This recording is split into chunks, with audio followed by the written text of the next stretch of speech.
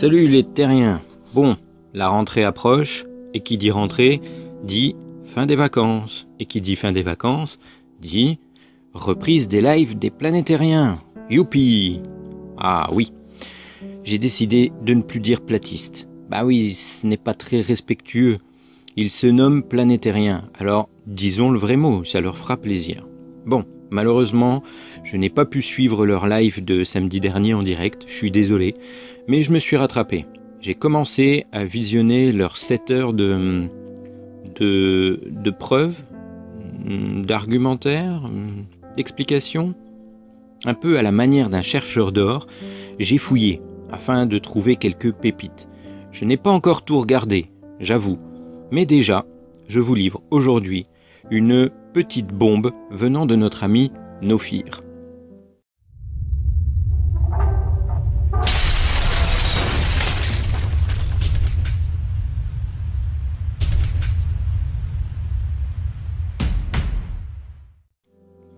Donc j'étais tranquillement en train de les écouter, je cliquais de temps en temps pour avancer plus vite, bah oui, je vais quand même pas passer 7 heures complètes à écouter, donc je sonde par petits morceaux, et d'un coup, je tombe sur un extrait proposé par Nofir à propos d'une expérience qui a été faite concernant les variations de température qui seraient dues à la lumière de la Lune. J'ai tout de suite pensé à Waldeck Blues, qui était présent parmi les convives, et je me suis dit « Ah, ça y est, il a enfin fait son expérience !» Je me mets à écouter plus attentivement, et je me rends compte que non, ce n'est pas Waldeck Blues, c'est une vidéo américaine. Bon, tant pis, je suis un peu déçu, mais je regarde quand même. Je vais vous mettre la vidéo originale, car en laissant le live des planétariens, vous ne verrez rien, la qualité est pas assez bonne. Le titre de cette vidéo est « Moon Reflects Sunlight » 100% debunk, c'est-à-dire en français la Lune reflète la lumière du Soleil 100% discrédité. Mais oh mon Dieu, c'est notre ami Dr Marble. Waouh, c'est lui qui a fait cette expérience. Alors là, je m'attends au meilleur du meilleur. Dans son expérience, Dr Marble place donc des objets par paire, et pour chaque paire, un objet est placé directement exposé à la lumière de la Lune et l'autre restant à l'ombre derrière une planche. Ok. Dr Marble utilise un thermomètre laser et relève les températures de tous les objets et nous les livre dans un joli petit tableau. Les premières mesures, et je pense que ce sont les premières car il n'y en a pas avant dans la vidéo, ces premières mesures sont commentées par notre cher Nofir de la manière suivante. Écoutez bien. Et il nous donne ici les différences. Feuille d'aluminium, le wet, le glace, l'eau, la bouteille d'eau. Et on a les différences de température entre l'exposition aux rayons lumineux et les mêmes objets à l'ombre, côté ombre. Et il y a donc, il constate une différence. Donc qu'est-ce qui se passe? On constate que la lumière lunaire refroidit. Tenez-vous bien, c'est pas comme les rayons solaires ou la lumière du spotlight qui réchauffe. La lumière lunaire refroidit la matière. Incroyable, non? Si vous ne le saviez pas, ben là, ce soir, on apprend encore quelque chose. Et oui, vous avez bien entendu, il nous dit que les mesures montrent que c'est plus froid sous la lumière de la Lune. Mais plus froid que quoi? Si ce sont les premières mesures, il les compare à quoi pour déduire que c'est plus froid? À rien, ah ok. Ah, j'ai compris. Les températures à l'ombre sont plus élevées que celles à la lumière de la Lune. Ah mais oui, mais qui nous dit que les objets n'avaient pas déjà une différence avant cette mesure? Personne? Ok, bon, c'est pas vraiment scientifique comme conclusion, Nofir, hein, n'est-ce pas Waldeck Blues? Le protocole, il est où? Bon, dire que c'est plus froid sous la lumière alors que nous n'avons pas les mesures des températures des objets avant la mise en place, ça ne veut rien dire. Regardons la suite de l'expérience de Dr Marble. Je pense qu'il a dû faire au moins une deuxième mesure, sinon ça ne s'appellerait pas une expérience. Les premières mesures ont été réalisées à 11h25, et il refait des mesures à minuit, soit 35 minutes d'expérience. Là il s'est fendu, Quel boulot! Je suis vraiment ébahi.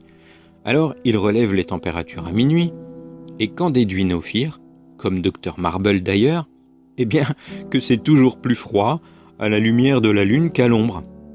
Bon, ok, mais ça l'était déjà 35 minutes avant. Rien n'a changé alors. Pourtant, les températures sont différentes. C'est tout?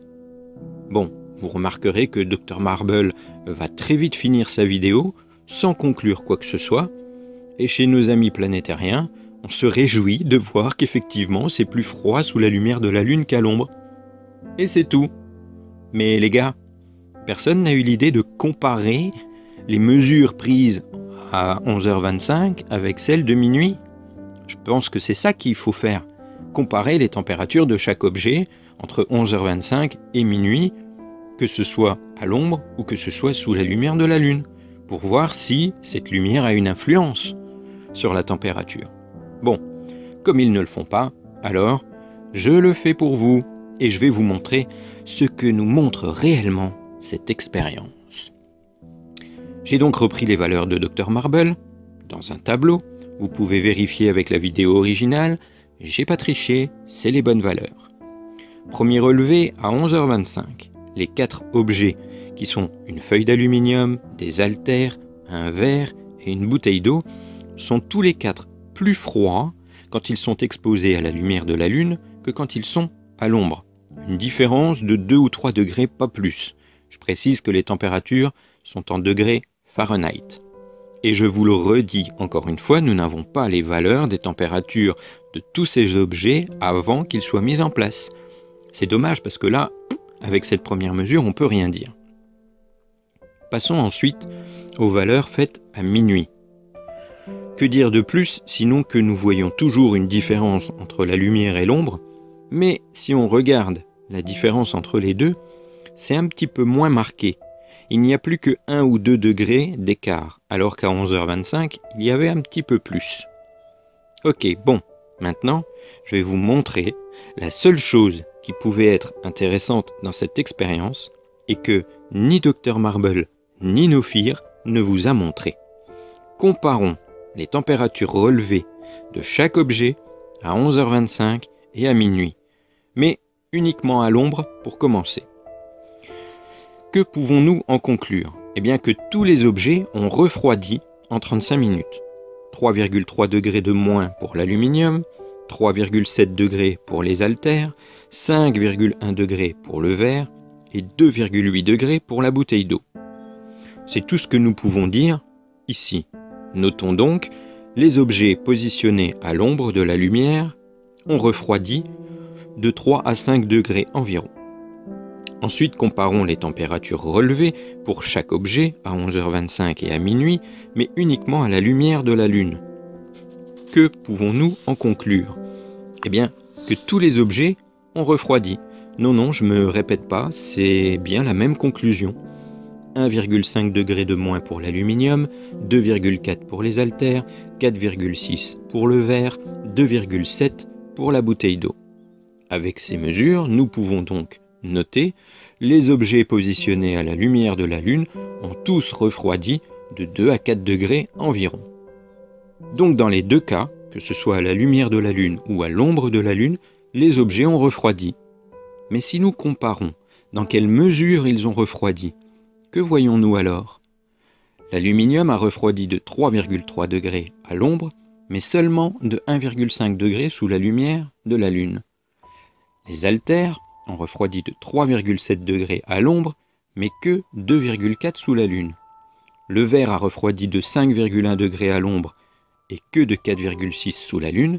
Et enfin la bouteille d'eau a refroidi de 2,8 degrés à l'ombre et de 2,7 degrés sous la Lune. Quelle conclusion peut-on en tirer? Eh bien c'est simple. Les objets ont moins vite refroidi lorsqu'ils étaient sous la lumière de la Lune que ceux qui étaient à l'ombre. Donc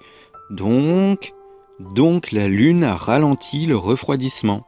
Autrement dit, la lumière de la Lune conserve la chaleur. Et oui les amis, voilà la vraie conclusion de cette expérience. La lumière de la Lune rayonne et permet aux objets de garder sa chaleur plus longtemps que si on les place à l'ombre de la Lune. Nous pouvons donc conclure que Ce sont bien les rayons du soleil que la lune reflète. C'est ballot quand même. Cette superbe expérience dont le titre nous dit que l'auteur va discréditer à 100% le reflet de la lumière du soleil par la lune, nous prouve en fait que, comme la science nous l'a appris à l'école, c'est bien le soleil qui se reflète sur la lune et que ce reflet nous renvoie même une partie de sa chaleur. Il faut quand même émettre une réserve, car nous n'avons pas tous les éléments de cette expérience. Il se pourrait que les objets à l'ombre aient été soumis à un vent, et ce d'une manière plus marquée que les objets de l'autre côté de la planche. Mais ça, nous n'en savons rien. Voilà pour cette petite pépite trouvée dans le live des planétariens. Encore une fois, ils n'ont pas été au bout de la démonstration, car bien sûr cela aurait discrédité complètement leur argument, qui n'en est pas un, bien entendu. Mais le pire dans l'histoire, c'est que soit ils ont fait les mêmes conclusions et se sont gardés de les montrer, soit ils n'ont pas réussi à comprendre les résultats de l'expérience, mais dans les deux cas, ils vous mentent et ils vous trompent. J'espère que vous avez aimé cette petite démonstration. D'autres vont suivre, car en 7 heures de live, je suis certain que je vais trouver beaucoup d'autres petites pépites. D'ailleurs, j'en ai déjà 2 en réserve. Je vous dis à bientôt et surtout, n'oubliez pas, faites tourner. Ciao les terriens.